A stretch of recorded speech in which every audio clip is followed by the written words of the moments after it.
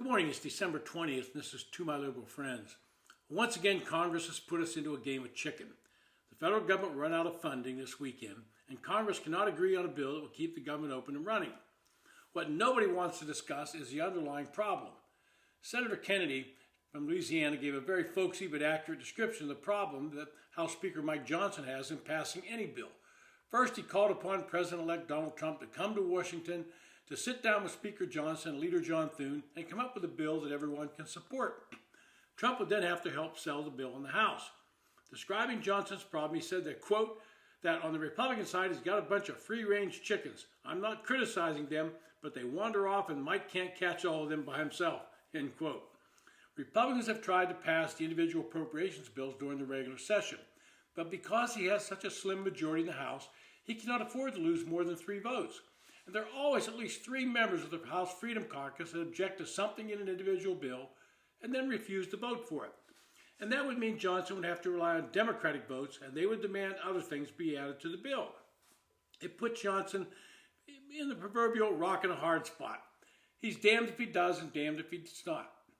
Now, having looked at the basics in the 1,500-page bill, I understand why people would object to passing a fairly hefty spending bill. Outside of the funding to keep the government open, there are additional provisions that have opponents. There's $10 billion in aid to farmers and another $100 billion in disaster relief for victims of Hurricanes Helene and Milton. And that has pretty much support on both sides of the aisle. Even Trump has said he supports that. But it was also loaded with spending and sweetheart deals for Democrats, including a legal shield for members of the committee that investigated the January 6, 2021 riot at the U.S. Capitol.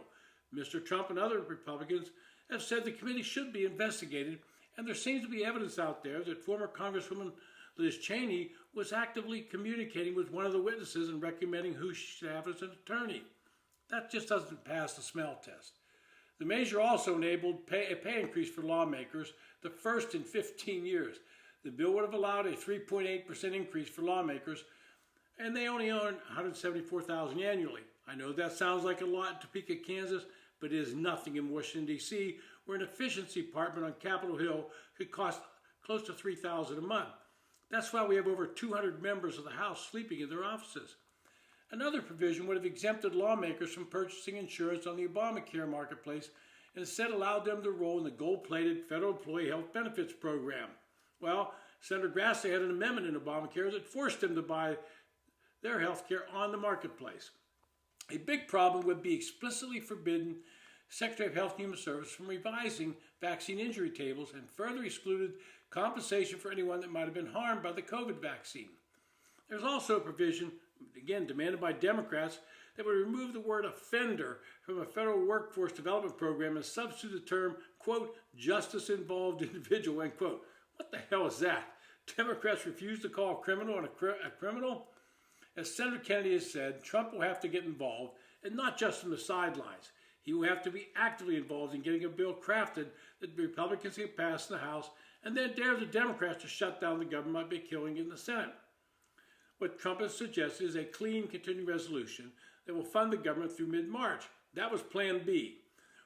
That will give the Republican majority in the House and Senate some time to address the individual bills that have yet to pass. Trump has said that such a clean CR would also include the disaster relief for hurricane victims as well as funding for farmers. But it would remove all the other additions that were negotiated with Democrats, something Johnson was forced to do because he could not count on the votes from the far-right wing of the Republican caucus. So Speaker Johnson brought forward a much cleaner bill that was slimmed down to 110 pages. Because of the time crunch, they were forced to bring it up under what's known as a suspension of rules, and that requires 2/3 of the entire House. This was Plan B. It failed miserably with only 174 yes votes and 38 Republican votes against the bill.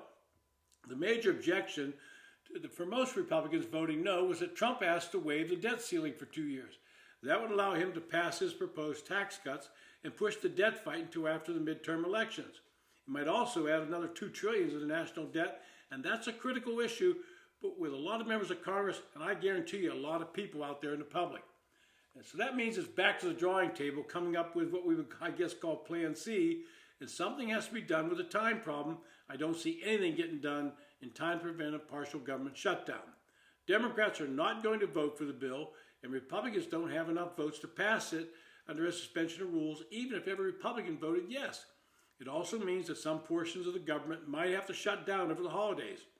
Come January 3rd, and the new Congress will be sworn in, and Republicans can bring up the funding bill once again, but under regular order, and pass it even with their slim majority.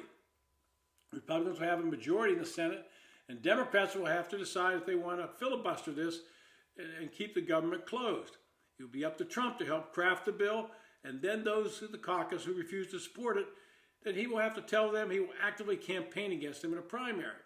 Since they all come from ruby red districts, that might put the fear of God into some of them. He's already told Chip Roy he's considering supporting a primary candidate against him, and of course Chip Roy said bring it on. Anyway, we're in a mess. We can't seem to get the government funded because Congress can't get its act together, and I blame both Republicans and Democrats for this. But here we are again, playing chicken.